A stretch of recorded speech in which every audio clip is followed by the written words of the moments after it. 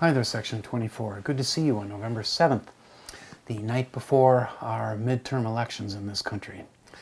And let's just hope tomorrow goes fair to partly smoothly. And let's hope that we don't have the violence in our big cities that some people are worried about. Not a lot of news, not a lot of a prelude here. I can tell you that I don't know if I look any different, but on Saturday I turned 63 years old. And I'm super excited about that. My big boy got me a Casio watch, and my young son, who's the potter, made me a cup. And not every class reacted of my live classes, but my 10 o'clock class, they're all wonderful. I love all my classes. My 10 o'clock class made me a birthday card today. I could see it moving around the room like a belated birthday card. And they know I love dinosaurs, so they put dinosaurs on it. You have no idea how much little crap like this stuff like this matters to teachers. I got a box of special things where I save things that are like that. I'll preview in reverse today. I'm going to put up Billy Collins' poem as an option at the end of this video. He's my friend. I know I talk about him probably more than I should, but I'll show you probably him at the height of his powers, reading at the White House, the Barack Obama White House. And I'm saying that, I'm not doing anything political. Give it just a second, because he really is naturally hilarious. He's been to my farm here 3 times, 2007, 2014, and 2018. And I don't know if I'll get to host him a 3rd time, because he's moving into his early 80s. But the poem I'll let him read for you is a poem about forgetfulness. That's the name of the poem. And I am getting forgetful, and so is my wife. So I'm previewing in reverse. We'll end with Billy Collins. Again, it's an option for you. I'd like to tell you a thing or two about the themes of William Faulkner. And to get going today, I want to sort of condense what I talked about a little bit in my Friday class. We had some really fun presentations on punctuation in my live class, and we won't do any of that here, of course. But I was kind of impressed. I wasn't prepared to learn things about punctuation that I didn't know.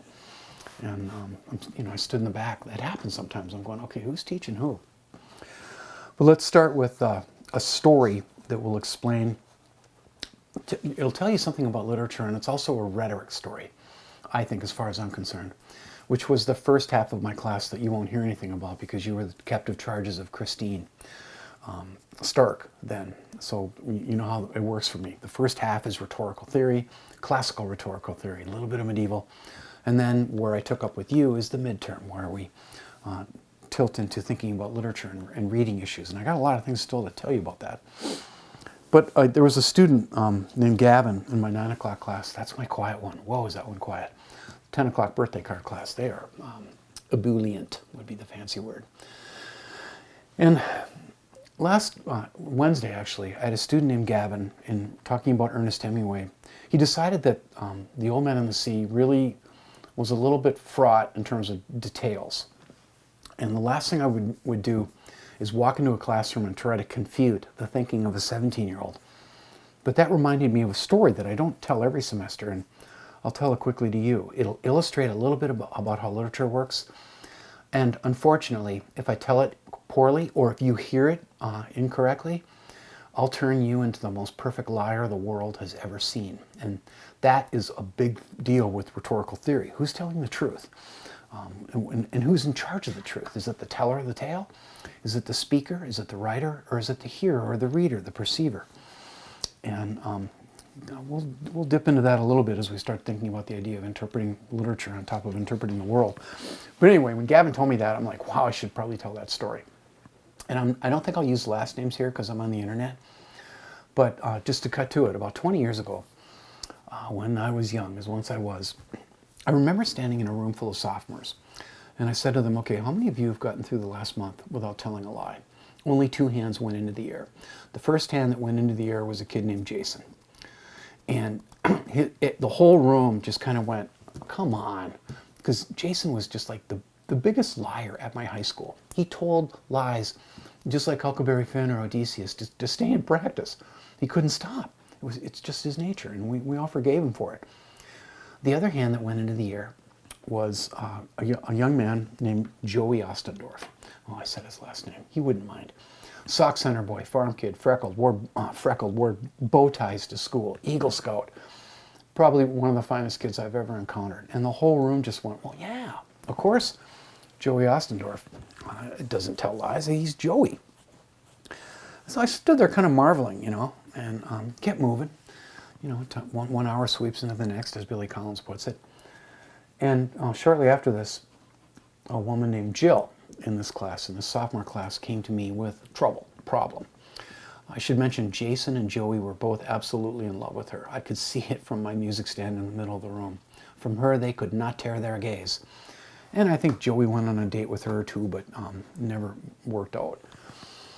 And Jill came to me a couple weeks after this, spring, probably 2002 or so, early in the aughts, regardless, even if I can't remember the exact year. She said, "Can I talk to you?" I said, "Sure." But we had to leave my office because it was always full of kids. So to have some privacy, we just went out in the hallway and walked down to the end in a shaft of sunlight by my old room, my old ancestral classroom. She said, "A boy has been slipping love letters into my locker. Somebody's been slipping love letters into my locker." I'm like, okay, you know, lockers inexplicably have those little vents. And I said, okay, what, you know, how can I help you? She said, "You know everybody's handwriting in the entire high school." My eyes got wide. She said, will you help me figure out who it is?" I said, "Hell yeah, absolutely. Give me the notes." So I took the notes and I went over to my guest house, and the game was on, man. Had the pile of journals and I had the notes laid out in front of me, and I just started going back and forth and back and forth and back and forth. I knew it was boy writing. It was guy writing all the way. But the challenge was that whoever it was locking caps, okay? And but by the end of a long Saturday and Sunday afternoon, reading these notebooks that are so precious to me, nearly sacred, I went back to my high school. Sitting in my office Monday morning, she comes flying in. She says, "Okay, who is it?" I said, "I'm not certain about this, but I'm pretty sure it's your dear friend Jason." She said, "No way." Jason, of course, had been always kind of looking over her shoulder. He had a locker nearby her. And she'd get the note, and he would be like, "Oh, I wonder who that is." And she didn't want to hear that. I'm like, okay. Again, I kept moving. Shortly after this, it's like late April, early May, I went into the teacher's lounge, and Joey's mother, Mrs. Ostendorf, was in the teacher's lounge, and she was weeping. I sat down. I'm like, what is going on here? I'd been to their farm. I bought a truck from that family, Ford F-150 with running lights on it. That thing was magnificent. She basically told me a story that was sad, kind of horrific, actually. She told me that Jason told Jill a few days before that he had had lunch with Joey. And during that lunch in the refectory at St. John's University, Jason told her that he had heard Joey saying really, really rough things about her, sexual things, desirous things, things that he wanted to do to or with Jill. And Jill freaked, and she went home and told her dad. And everybody's name in this story is John. It starts with a J. That guy's name was John. And he went out of his mind. Administration was brought together too quickly. Meetings were held. And he was upset for obvious reasons. His daughter's reputation had been besmirched. And on top of that, these kids had were all set to go to the study abroad program the following year to the Stift Gymnasium in Melk, Austria. And he was pounding his fist on the table, I'm sure, metaphorically at least, and saying there's no way that a young man who said or thought those things about my daughter is going to be cavorting around Europe in a van for an entire fall. So at this point, I enter into the story. I'm like, are you kidding me? And I'm scratching my head. How could one of the biggest liars in the high school be harming the reputation of one of the finest kids? What is the story there? Well, good liars are the good ones, can look you in the eye. And very few students can do that, to me anyway. I picked out a kid named Will in that 9 o'clock class when we were talking about this, when I was telling this story. And I said, "Will, there's no way you could tell a lie to me. He could attempt it, but he's not going to look at me. He's going to look, if a right-handed person is going to look off and to my left every time. The good kid that tries to lie, which is almost everybody, they're going to look down and off to my left, and it flips if they're left-handed. I don't know if you know that. But one of Jason's abilities is that he could look you dead in the eye and tell the truth and tell it slant. I cracked him just to cut through it. I brought him into my office. It's not like I threatened him. I wasn't even raising my voice. After a while, I just wore him down. At first he stuck with his story, and then he just started caving. And my mistake was that I didn't tell the dean, Matt Steinkamp. I guess not everybody's name starts with J in this tale. He wasn't in his office, ready to have the kid narc on himself, break one of the rules of Kid World. Never bust thyself. He was off in the dorms in a fright wig and a dress, getting ready for an end-of-the-year skit. And that never got fixed. So what's my lesson? What's my takeaway from this story? If I'm not pushing back, I'm just gently answering Gavin's mild lamentation that there were too many details. Well, here's a fun fact, you guys. Details are everything in literature. Details are everything for a liar. The reason why Jason was able to pull that off is because that lie, the lies he were telling, were perfectly textured with detail. Vague lies never work. But if you've got details, you are halfway home to conciliating and moving your audience to tally their thoughts with yours, or yours with theirs. That's the secret of a great lie. It's detailed. It is also the secret of great literature. And I'm giving the same example. I'll end this 11 minutes in with something I said to my students last week on Friday. Gabriel Garcia Marquez, the famous Nobel laureate from Colombia, once said that if you go to a window and you tell people that there's elephants flying through the air, they'll never believe you. But if you go to a window and you tell people that there are 7 elephants flying through the air with little red fezzes and purple vests, you're halfway home. They're going to believe you. So remember that, will you? Real quickly, Billy Faulkner, theme-wise, was a lot more complicated than Ernest Hemingway. Hemingway had one theme. I've already told you that. His theme was, well, English majors call it the epiphany of fire. Characters are put in terrible, dangerous situations, and they either survive or they don't, for courage or the lack of it. William Faulkner is a lot more complicated than that. He has a number of themes, and this isn't Comp 2, but I will enlist a little attribution here. You got to tell people where you got your ideas. It's really so tempting to pretend that you've got stuff figured out, and this happens all the time. I'll get an idea and go, whoa, I want that to be mine. Well, you got to fess up. And here I am citing my source. There's a book around here somewhere written by a Frenchman named Volpe called The Complete Guide to William Faulkner. Fun fact about complete guides, they are never complete guides. They take a shot at it, and maybe they're in striking range, but that book was pretty good, and I read it a number of years ago. And I got 2 copies of it here, because when Dr. Sister Mara Faulkner retired from St. Ben's, she wanted me to have some of her books about William Faulkner, so I got 2 copies. Volpe teaches me to teach you that Faulkner just had a few basic concerns, and a couple of them are not easy to talk about. The first thing, he loved salt-of-the-earth people. He absolutely loved being with real-life people that were salt-of-the-earth, and he loved writing about them. This is a sharp contrast with the things that I think about in my classical mythology class each fall. And my mythologists and I are having a blast studying gods and mortals and titans and kings and queens and, people who are very powerful and lofty. American literature has very little interest in such people generally, and Billy Faulkner liked to write about the people that he lived around. And it makes me think of the people that I go to church with on the weekends. German and Polish farmers. They have wisdom, but they're not educated people. They just walk right out of the corn, and I love that. The second type of thematic concern for William Faulkner is the social pariah. No one in my 9 o'clock or 10 o'clock class knew what that word meant. It's like they had never seen it. Pariah is a fancy word for an outcast. Wait, Dana Porter knew it in my 10 o'clock class. Strike that. She's a smart woman off in the corner who's finally coming to class on time. I'm happy about that. Dana Porter knew it. Someone who's an outcast, who's marginalized, who's pushed to the margins, is what we call a pariah. And I'm going to have you read 2 relatively brief William Faulkner stories this week, Spotted Horses and A Rose for Emily, which is his only attempt at Gothic horror.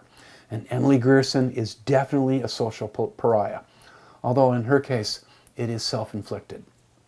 She lives in a house alone for years, and you're going to find out why, and it has a freaky ending. I don't know why we do that. I don't know why there were ninth graders eating alone at every high school in the Brainerd Lakes region today. It's a guaranteed thing. Pequot, there were kids eating alone. BHS, there were people eating alone. Crosby, Pillager, Long Prairie Gray Eagle, all the schools up there, every school in the world has a kid who's just pushed to the edge. And I don't fully know why we do that. I asked my students today, why do we do that? Well, some people are weird. Some people want to be alone. And there's a kind of a strength for the solidarity group in casting someone out and going, look how much better and cooler we are than them. Faulkner had an interest in such a person. Probably the most famous is Gale Hightower in Light and August. Faulkner believed that the South had a curse on it. And here you can think of America as a paradise. When we came here a few centuries ago, Hernan Cortez goes to the south, Columbus goes north. I think we've been a little hard on him historically.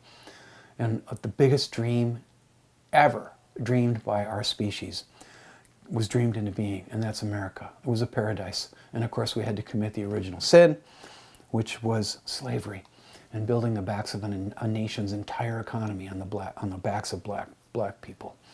And Faulkner really believed in the idea of a curse, and kind of in the way that the Greeks did too. Faulkner believed, fourth theme is, I've got them written right here, from Volpe. Faulkner believed that modern society is a complete wasteland. He wasn't big on technology or science. He wrote out most of his work by hand in a font that you could commercially sell. I may show it to you. It's just beautiful, locked caps. It's one of the coolest looking fonts I've ever seen. So he wasn't really much for science and technology. That is epitomized in The Bear, where a lumber mill is described as a multi-tentacled monster that is set up in the forest only to destroy all the trees within a 100-mile radius of it, only to be moved so it can kill another 100-mile radius of trees. He was really wary of technology. Faulkner had a big interest too, theme number 5, in the young protagonist. Faulkner really believed in the formative experiences that we have when we're young that shape us forever. And I believe in those too. Those matter. And I'm kind of sorry to report to you, this is the harder one to talk about. Inevitably, his young protagonists were men, like the young boy Sartorus in Barn Burning. That brings us to the next theme, which is uncomfortable for me to talk about, but there's a few things I've had to forgive William Faulkner for. And one of them is his portrayal of women.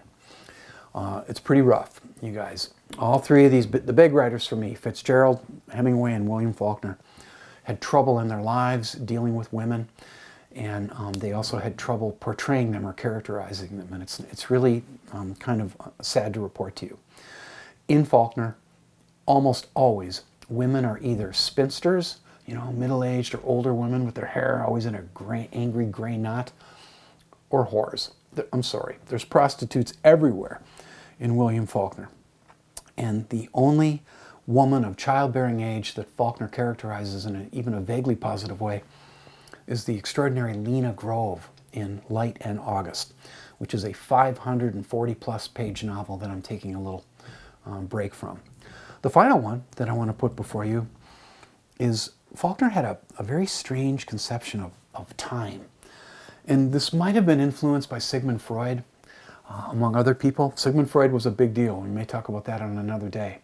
So Freud had the idea of the subconscious, right? The world of our dreams. And Freud had an interest, and I think Faulkner picked up on this, in the idea that, just because you can't remember everything that happened to you doesn't mean that it's not there somewhere. To cut to it and try to give language to it, Faulkner didn't exactly believe in the past. He believed that the past is always present in real life and in literature. He believed that every single experience that you have, even the little ones, frame and inform any given moment in the present. And sometimes in Faulkner that is expressed in very dramatic ways. And there's a story in Faulkner starring Quentin Compson, who's the only character that he sends to college, Harvard. No one else gets educated in Faulkner. It just doesn't happen. And there's this day where Quentin Compson is thinking about his life, and it's the day before he comes back to the farm. And a friend of his says, "Why do you hate the South? Why do you hate the South?" And Quentin starts talking. He starts thinking. "I don't hate it," he says. I don't hate the South. I don't hate the South. And the line just repeats again and again and again. A couple days later, he's back on the farm, and his father sort of tosses off a remark at about 12 o'clock in the afternoon and says to him, "A man's life is the sum of his misfortunes." And Quentin Compson thinks about that for exactly 3 hours. And at 3 o'clock, an hour that's important to some Christians, he goes behind the barn with a pistol, shoots himself in the head. He's completely overwhelmed. He can't bear that thought. And that one, if I could use one of my favorite words, that ain't true. That is not true. We are not the sum of our misfortunes. That is not right. We are the sum of everything that we do, and let's hope a lot of it is forgiven with mercy. I'm trying to end. That's a hard thing to end on, the idea of suicide. Very difficult topic. So we're together a couple days this week, Monday and Wednesday. I got a bunch of journals of yours to read. I'll get caught up on that. So you'll probably have 2 videos because Friday is Veterans Day. Can't believe how thrilled I've been for 13 years to teach veterans. Never saw one in my old life at St. John's and St. Ben's in the prep school. But I got a couple people in the armed services in my 9 o'clock class, my quiet class. Tay, one of our football players, good running back, off to my left. He's in the Army Reserve. And Bailey Hanch, who's the second Hanch I've taught, in the corner, holding down the corner. I'm looking over there, imagining I can see her. She is in the National Guard, and I thank them both this morning for defending my pontoon academic hippie lifestyle. So veterans are, and I'm the son of a veteran, although I'm a pacifist, hippie. I got a poetry reading next week. It sure would be neat to see some of you there. I think I've already mentioned I got a record 6 schools coming, so 200 seats are gone before I even get my people in there. Trauberg only holds 270, but if you'd like to meet me in person and see me in action up on a stage introducing a very famous poet, and say to yourself, "That's my English teacher. Look at him. He's a big deal. He's got a pretentious clipboard." It'd be great to see you and meet you. It would be really neat. Chris Abani's books will be on sale. Poetry reading is at noon. I'm sure I'll say all this again. Poetry reading's at noon on November 16th, a week from Wednesday. There's a book signing after that. I got a couple of his titles ordered, and then there'll be a craft talk at 1:30, and the craft talks are always more intimate, a little informal, and they are sometimes as amazing as the readings. And I'm at 22 minutes, and we'll tack on a little Billy Collins here. Try to get this up for you this evening. Stay safe and stay warm. It's getting cold, and we got 4 inches of rain coming this week. So I've heard, which is really good because it's drought. See you soon. Gentleman, Billy Collins.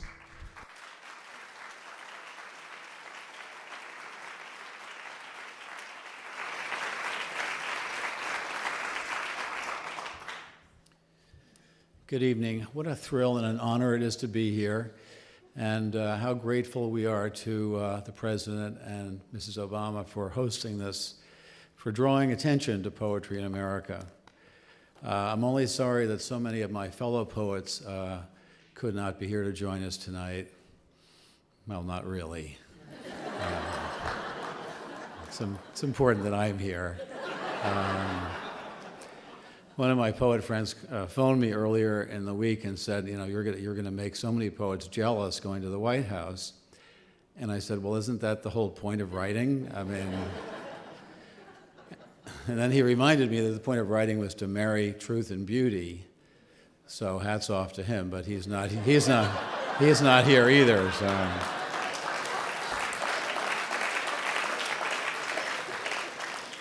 Well, I was told originally that I could read only 1 poem, but I pulled former poet laureate privilege, and I've extended it to 2 poems. So it's customary toward the end of poetry readings to give what is called the 2-poem warning. But I'm going to start by giving you the 2-poem warning, so you've been warned. The first poem is called Forgetfulness, and it's a meditation on forgetting, and it begins with something called literary amnesia, that is, forgetting books you've read. Forgetfulness. The name of the author is the first to go, followed obediently by the title, the plot, the heartbreaking conclusion, the entire novel, which suddenly becomes one you have never read, never even heard of.